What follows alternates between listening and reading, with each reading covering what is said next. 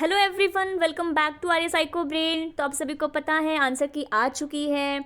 तो इस क्लास में हम बात करेंगे एक्ट और एडमिनिस्ट्रेटिव एप्टीट्यूड। उसकी ऑफिशियल आंसर के साथ अपने आंसर चेक करने वाले हैं और आपको अपना स्कोर बताना है कमेंट बॉक्स में, जिससे हम इजीली प्रेडिक्ट कर सकते हैं किस हिसाब से कट ऑफ जाने वाला है। टेलीग्राम आर्य साइको ब्रेन, इसको ज्वाइन कर लेना, खूब डिस्कशन करने वाले हैं इसमें। आपको डाउट लगता है किसी क्वेश्चन में, चैलेंज करना है आपको कोई क्वेश्चन, तो उसके लिए सोर्स मैं बताने वाली हूं। चलिए फिर कर लेते हैं स्टार्ट करेंगे एडमिनिस्ट्रेटिव एप्टीट्यूड से। तो पहला क्वेश्चन है, क्वेश्चन पढ़ते जाऊंगी मैं, आपको देख लेना आपके सेट में ये क्वेश्चन कहां पर दिया गया है। तो क्वेश्चन कहता है कि छात्रावास में किशोरावस्था की समस्याओं को कैसे दूर किया जाता है। इस तरह का सेम क्वेश्चन हमने बहुत बार डिस्कस किया अपनी क्लास में। तो कहता है टीनेज की जो प्रॉब्लम है वो बतानी है, हॉस्टल्स में कैसे दूर करोगे उसको। पेशेवर विशेषज्ञों द्वारा नियमित काउंसलिंग करा के पूरी आज़ादी देकर कड़ी अनुशासन के माध्यम से उन्हें छात्रावास से बाहर निकालकर। तो इसमें चैलेंज वाली कोई बात है ही नहीं, बिल्कुल ए करेक्ट जाएगा और ऑफिशियल आंसर की में भी ए ही दिया गया है। उसके बाद अगला क्वेश्चन कहता है कि छात्रावास मैस में स्टॉक प्राप्त करने का प्राधिकार किसके पास होता है। मैस प्रबंधन, वार्डन, प्रधानाचार्य, प्रभारी जो छात्र है, स्टूडेंट का इंचार्ज है। तो यहाँ पे अपना जो करेक्ट जाने वाला है वो मैस इंचार्ज यहाँ पे करेक्ट होगा। ऑफिशियल आंसर की में भी मैस मैनेजर ही बताया गया है। तो हॉस्टल मैस से भी हम अंदाजा लगा सकते थे इसका। चलिए अगला जो क्वेश्चन कहता है कि छात्रावास प्रबंधन में क्या शामिल नहीं है। छात्रावास कक्ष आवंटन है, रूम का अलॉटमेंट है, मैस आवंटन है, मैस अलॉटमेंट है, या फिर स्कूल एडमिशन है, फर्निश्ड बेडरूम है। तो यहाँ पे अपना जो करेक्ट है वो बी बिल्कुल करेक्ट होगा। ठीक है, स्कूल का एडमिशन वो स्कूल वाले चला जाएगा वहाँ पे। मैस का अपना ये तीनों जो ऑप्शन है वो मैस वाले हैं, हॉस्टल वाले हैं बेसिकली। अगला जो है, छात्रावास में आम समस्या क्या हो सकती है। तो कॉमन प्रॉब्लम आपको बतानी थी। यहाँ पे कहते हैं कि लैक ऑफ लाइब्रेरी बुक्स हैं, खराब रख रखाव है, पुअर मेंटेनेंस है, पर्यवेक्षक सुपरविजन की कमी है, बोरिंग लाइफ है। तो यहाँ पर अपना जो करेक्ट जाने वाला है वो बी करेक्ट होगा, पुअर मेंटेनेंस। ठीक है, उसके बाद है अगला क्वेश्चन कहता है क्या कि छात्रावास प्रबंधन में निम्नलिखित में से कौन सी मद उपभोज्य है। Which one of the following is a consumable item in a hostel management. देखो कितना आसान क्वेश्चन पूछा गया है। अभी लास्ट में जो मैंने आपको मैराथन कराई थी उसमें सेम मैंने आपको कंज्यूमेबल एक एक चीज का मतलब बहुत ही बारीकी से बताया है। तो देखो एक क्वेश्चन तो आपका यहीं से बन जाता है। तो यहाँ पे कंज्यूमेबल जो कंज्यूम करने वाली चीजें हैं, यहाँ पे अपना जो छत है उसको तो कंज्यूम नहीं करोगे ना, फर्नीचर को कंज्यूम कर लोगे क्या, नहीं करोगे। नोटिस बोर्ड नहीं करोगे, तो कुकिंग गैस जो है यहाँ पे अपना करेक्ट होगा। उसके बाद है अगला क्वेश्चन, नॉन कंज्यूमेबल भी बताया हुआ था। बताओ यहाँ पे नॉन कंज्यूमेबल अपना ऑयल है, अपना गेहूं का आटा है, गैस है, रेफ्रिजरेटर है। तो यहाँ पर अपना जो करेक्ट जाने वाला है वो बिल्कुल रेफ्रिजरेटर होगा। 4 यहाँ पे करेक्ट हो जाएगा। उसके बाद है अगला क्वेश्चन कहता है क्या कि छात्रावास में प्रवेश के लिए छात्रों की संख्या अधिक संख्या से कैसे निपटा जा सकता है। भाई अधिक संख्या में बच्चे प्रवेश ले रहे हैं तो कैसे हमें निपटना है उसे। छात्रावास समिति के सम विवेक पर आधारित जो है। उसके बाद है केवल एक विशेष श्रेणी के छात्रों को आवंटित करके। तो यहाँ पे अपना जो करेक्ट जाने वाला है वो जाने वाला है सी, मेरिट के आधार पर छात्रों की संख्या को सीमित करके, मेरिट बेस पे एडमिशन होगा। तो यहाँ पे सी करेक्ट होगा।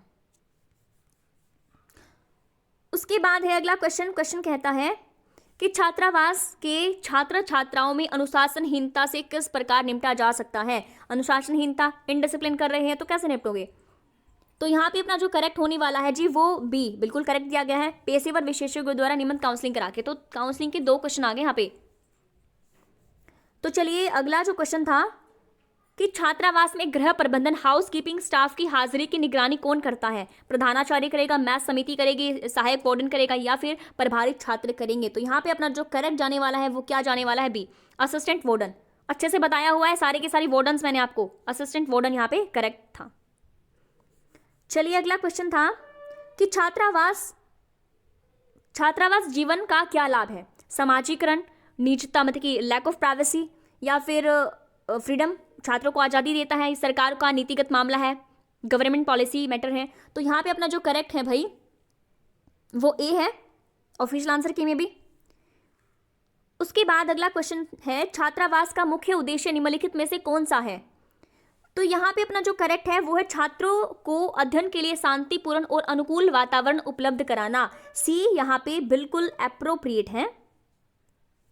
उसके बाद अगला क्वेश्चन है 72, बालिका छात्रावास में कौन से सुरक्षा उपाय अपनाने चाहिए? गेट बंद रखना, बालिकाओं को नियमित काउंसलिंग करना, अनुशासन समिति, महिला वार्डन की व्यवस्था के साथ साथ कड़ी सतर्कता।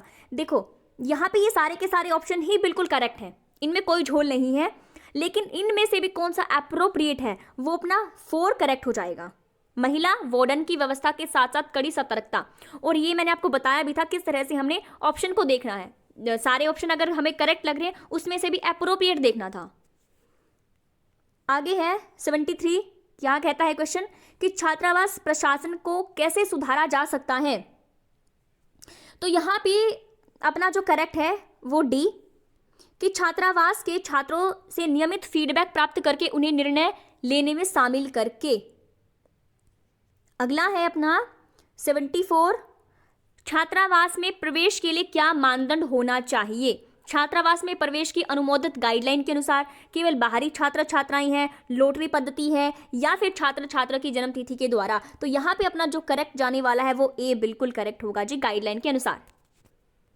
देन अगला क्वेश्चन है, छात्रावास में सम्मानित किस प्रकार के स्टॉक रजिस्टरों का रखरखाव किया जाता है? सभी तरह के रजिस्टर्स मैंने पढ़ाए हैं आपको। तो यहाँ पे अपना है अपना जो वो परिसंपत्ति रजिस्टर है, रोकड़, ये इंग्लिश में तो अलग ही लिखा हुआ है भाई, हिंदी में देखो असिस्टेंट रजिस्टर है, कैश बुक है, कंज्यूमेबल है, नॉन कंज्यूमेबल है, ट्री रजिस्टर है। तो देखो हमें नहीं पता, क्या नहीं पता, ये तो रजिस्टर हम मान के चलो हमें पता ही नहीं, इनका नाम ही नहीं पता क्या होता है, लेकिन हमें कंज्यूमेबल और नॉन कंज्यूमेबल का तो पता था ना। और स्टॉक रजिस्टर मेंटेन करने के लिए ये सी अपना करेक्ट हो जाएगा ना, कंज्यूमेबल और नॉन कंज्यूमेबल।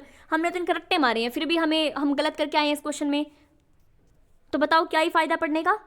76 क्वेश्चन कहते हैं कि छात्रावास में रहने वाले छात्र छात्रा के गंभीर रूप से बीमार पड़ने की स्थिति में वार्डन क्या करेगा?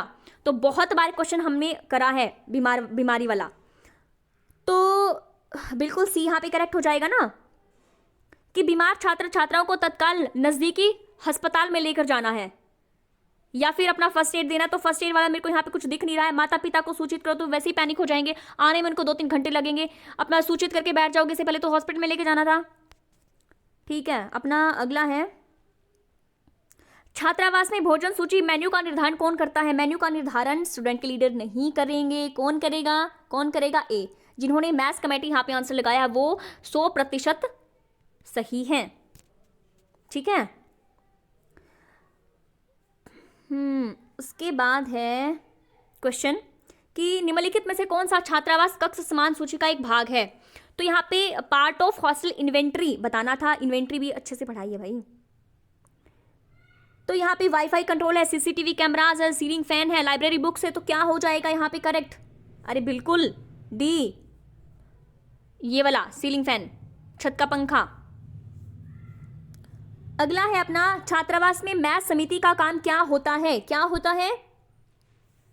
इन्होंने बिल्कुल करेक्ट आंसर दिया है, to provide hygiene and cost effective diet, स्वास्थ्यकर और किफायती भोजन उपलब्ध कराना। इनमें से जो अपना करेक्ट है वो यही है, सी वाला। देन 80 जो अपना क्वेश्चन है, सामान्य वित्तीय नियम वाली जीईआर का संबंध किससे है? यहाँ पे ए बिल्कुल करेक्ट जाएगा, अनुमोदित डीलरों से मदे खरीदने में। उसके बाद अगला क्वेश्चन है, छात्रावास के सामान्य रखरखाव और स्वच्छता का प्रभारी कौन होता है? तो कौन होगा? बिल्कुल हॉस्टल वार्डन हो जाएगा यहाँ पे करेक्ट। उसके बाद अगला क्वेश्चन, छात्रावास में सामान सूची प्रबंधन का क्या प्रयोजन होता है? क्या हो जाएगा यहाँ पे अपना बी बिल्कुल करेक्ट है ना, सामान की हानि और चोरी को रोकना। तभी तो हम इन्वेंट्री, मेन पर्पस हमारा यही होता है इन्वेंट्री को मैनेजमेंट करने का। अब अगला क्वेश्चन है कि छात्रावास में निम्नलिखित में से किस खरीदारी से बचा जाना चाहिए? तो यहां पे अपना जो करेक्ट है भाई वो है ये सी वाला, खंडस खरीदारी। फिर अगला जो क्वेश्चन है, कहते हैं कि बालिका छात्रावास का वार्डन कौन होता है? महिला पुरुष दोनों हो जाते हैं, केवल पुरुष या सक्षम प्राधिकारी के सम विवेक पर, या फिर केवल महिलाएं। अभी यहाँ पे वार्डन जो मेल वार्डन है और फीमेल वार्डन है, दोनों की अलग अलग वैकेंसी निकली हुई है, तो समझ जाओ ना, फीमेल वार्डन यहाँ पे करेक्ट होगा। फिर भी आप क्या करके आए हो, बोथ मेल एंड फीमेल। क्यों भाई, बोथ मेल और फीमेल कैसे कर दोगे तुम? महिला वाले वार्डन में, सॉरी महिलाओं वाले हॉस्टल में मेल को थोड़ी घुसा दोगे। तो यहाँ पे क्या आ जाएगा, ओनली फीमेल, फीमेल ओनली। उसके बाद है भाई अगला क्वेश्चन, छात्रावास का प्रभारी कौन होता है? तो वार्डन यहाँ पे करेक्ट जाएगा। देन अगला है अपना, छात्रावास जीवन में निम्नलिखित में से कौन सा सर्वाधिक आवश्यक होता है? तो यहाँ पे अपना जो करेक्ट है वो ए बिल्कुल करेक्ट हो जाएगा। भय रहित सहायक वातावरण उपलब्ध कराना, जिनमें उनको कोई डर ना लगे रहने में, और अच्छा वातावरण। उसके बाद है अगला क्वेश्चन, छात्रावास मैस का मुख्य उद्देश्य क्या होता है? तो क्या होता है, बिल्कुल करेक्ट यहाँ पे दिया गया है 4 वाला, छात्रों को स्वास्थ्यकर और संतुलित भोजन उपलब्ध कराना। अगला है, छात्रावास में शॉर्ट सर्किट होने पर आपात स्थिति में वार्डन क्या करेगा? क्या करेगा, हवन करेगा। सी यहाँ पे करेक्ट हो जाएगा। प्राथमिकता के आधार पर समस्या को दूर करने के लिए निजी इलेक्ट्रिशियन को बुला सकता है। अगला जो क्वेश्चन है अपना, क्वेश्चन कहता है क्या कि आधुनिक छात्रावास कक्ष कैसा होना चाहिए? तो कैसा होना चाहिए, कक्ष साफ सुथरा हो और वहां पर लैन की सुविधा और इंटरनेट की व्यवस्था हो। ये लैन मैन वैन सारे कराए थे कंप्यूटर में, तो यहां पे ए बिल्कुल करेक्ट जाएगा। देखो यहां पे ना, वैसे अगर मैं बात करूं, हम कंफ्यूज हो सकते थे, सारे के सारे पॉजिटिव हैं, ये सारे पॉजिटिव है, लेकिन उसमें से भी हमने अप्रोप्रिएट देखना था कौन सा है। और बात कर रहे हैं मॉडर्न हॉस्टल की, मॉडर्न जो हॉस्टल रूम है भाई, वेंटिलेशन अच्छी बात है, होनी चाहिए, ना होगी तो हम रहेंगे ही कैसे। वेंटिलेशन अच्छा होना चाहिए, रेगुलर क्लीनिंग साफ सफाई अच्छी होनी चाहिए, फर्नीचर भी अच्छा होना चाहिए। लेकिन इसमें से भी आजकल क्या है, इंटरनेट का जमाना है।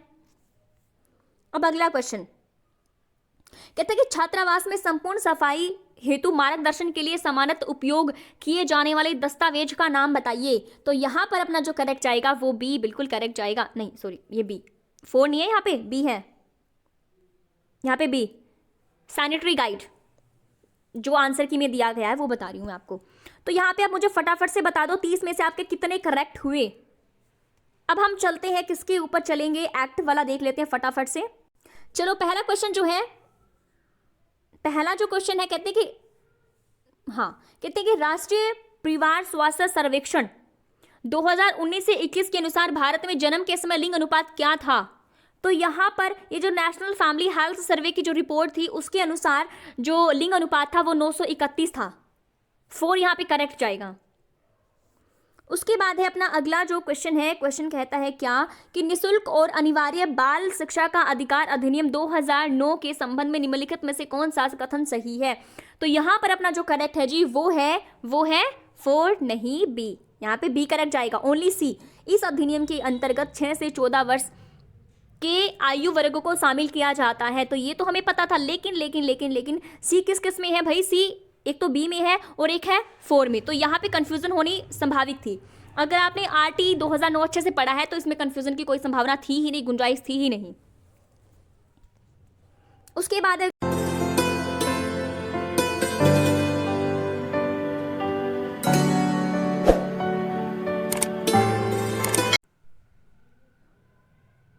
क्वेश्चन देख लो फटाफट से। भारत के आर्थिक सर्वेक्षण 2022 और 23 के अनुसार वर्ष 2020 में भारत में मृत्यु दर निम्नलिखित में से किन संकेतकों के लिए सर्वाधिक थी?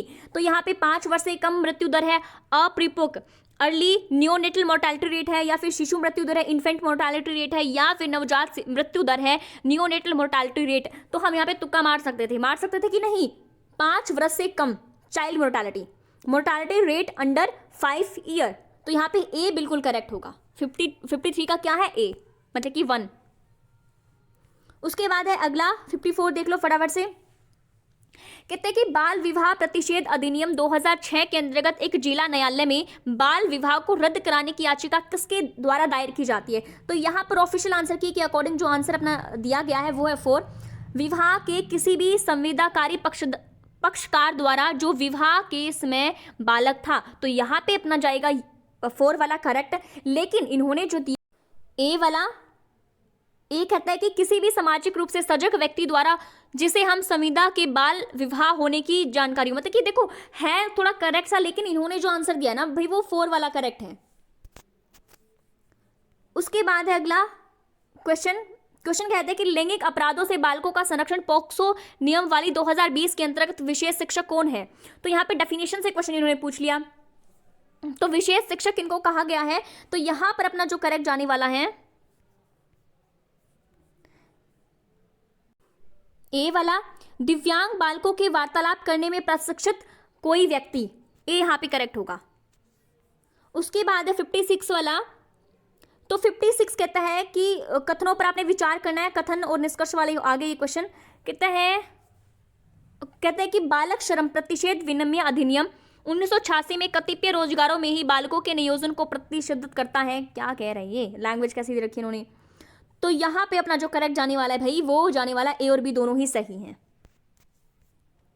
उसके बाद है अगला 57 वाला, 57 क्या कहता है कि जो पॉक्सो अधिनियम 2012 के संबंध में गलत आपको बताना था, तो पॉक्सो अधिनियम में लैंगिक अपराध प्रवेशन, लैंगिक हमले एक सीमित नहीं है। क्या कह रहा है ये, पेनिट्रेटिव सेक्सुअल असॉल्ट की ये बात कर रहे हैं। बी कहता है कि पॉक्सो अधिनियम एक विशेष कानून है, पॉक्सो जो है स्पेशल लॉ है, बिल्कुल है। पॉक्सो अधिनियम लिंग तटस्थ, मतलब कि जेंडर न्यूट्रल नहीं है, ये तो हमने बिल्कुल दिमाग में बैठ जानी चाहिए ये बात। तो पॉक्सो जो है जेंडर न्यूट्रल नहीं है, ये कहते हैं कि नॉट जेंडर न्यूट्रल। तो यहाँ पे अपना जो सी है वो करेक्ट होगा कि वो जेंडर न्यूट्रल है, किसी के साथ भेदभाव नहीं करता। अगर लड़की के साथ हुआ है तो भी, लड़के के साथ हुआ है तो भी, दोनों ही यहाँ पे इक्वल माने जाते, कोई भेदभाव नहीं है लड़के और लड़की में। तो नॉट नहीं आएगा, जेंडर न्यूट्रल है ये। उसके बाद है 58 वाला, 58 क्या कहता है कि अपना क्रिमिनल लॉ अमेंडमेंट एक्ट है 2013, इसमें बताना था, क्या बताना था, 2013 में भारतीय दंड संहिता में संशोधन किए गए थे, तो बिल्कुल करे गए थे कि नहीं करे गए थे, अरे करे गए थे। फिर कहता है कि इसने व्यक्ति का दुर्व्यवहार अपराध के अर्थ को संशोधित किया है कि पीड़ित की सहमति में हुए दुर्व्यवहार के अपराध नहीं माना जाएगा। तो भाई ये कहाँ बात लेके जा रहे हैं, तो गलत है ना, है। तो सी यहाँ पे करेक्ट हो जाएगा, ए सही है, अपना बी गलत है। उसके बाद है लास्ट सेकेंड क्वेश्चन कहता है कि बाल अधिकार संरक्षण आयोग अधिनियम 2005 निम्नलिखित में से किसके गठन का उपबंध करता है। तो यहां पर अपना जो करेक्ट जाने वाला है वो क्या जाने वाला है, सी। ए और सी दोनों ही करेक्ट है। यहाँ पे ए में दिया गया राष्ट्रीय बाल अधिकार संरक्षण आयोग, सी में दिया गया जिला बाल अधिकार संरक्षण आयोग। अरे बहुत सिंपल था ये तो, है ना। एक मिनट दोबारा चेक करने दो। 59 का यहाँ पे देखो, ये तो एक तो ये हो गया बाल अधिकार संरक्षण आयोग, उसके बाद है राज्य बाल संरक्षण, जिला बाल अधिकार संरक्षण, ये तीनों ही करेक्ट होंगे भाई, ये तीनों ही करेक्ट हो जाएंगे। एक सेकंड रुको भाई, एक मिनट रुको। तो यहाँ पे कहते हैं कि राष्ट्रीय बाल अधिकार संरक्षण आयोग ये भी होगा, राज्य बाल अधिकार संरक्षण आयोग ये भी होगा। उसके बाद है अपना बाल न्यायालय, इसका भी जिक्र किया गया था, करा गया था चाइल्ड राइट एक्ट 2005 में। तो जिला बाल अधिकार नहीं था, यहाँ पे ए बी और डी करेक्ट होगा। क्या होगा, ए बी और डी, ठीक है, बी यहां पे करेक्ट जाएगा। 59 का बी करेक्ट है, ऑफिशियल आंसर की में भी यही दिया गया है। उसके बाद है अगला लास्ट क्वेश्चन है, क्वेश्चन कहता है कि बालकों के लिए राष्ट्रीय charter, national charter for children 2003 को निम्नलिखित में से किसके अंदर प्रतिज्ञा के अनुरूप घोषित किया गया है। तो यहां पे अपना जो करेक्ट है भाई वो है क्या, C, national agenda of governance. National agenda of governance यहाँ पे करेक्ट हो जाएगा। तो ये थे अपने कितने 40 क्वेश्चन हैं, तो 40 में से आपके कितने सही हुए हैं। अगर आपने पूरा पेपर चेक कर लिया तो मुझे बता दो कितने आपके सही हैं, तो जिसके बेसिस पर हम क्या कर सकते हैं, प्रोडिक्शन कर सकते हैं कि अपनी कट ऑफ कितनी जाने वाली है। और फटाफट से ग्रुप को ज्वाइन कर लेना ताकि हम क्या कर ले, अच्छे से डिस्कशन कर ले। वहाँ पे किस क्वेश्चन में आपको डाउट लगता है, कौन सा क्वेश्चन आप चैलेंज करने की सोच रहे हो और कौन सा क्वेश्चन करोगे चैलेंज, तो मुझे बता देना ताकि मैं आपकी थोड़ी बहुत हेल्प कर पाऊँ उसमें। तो चलिए, थैंक्स फॉर वॉचिंग।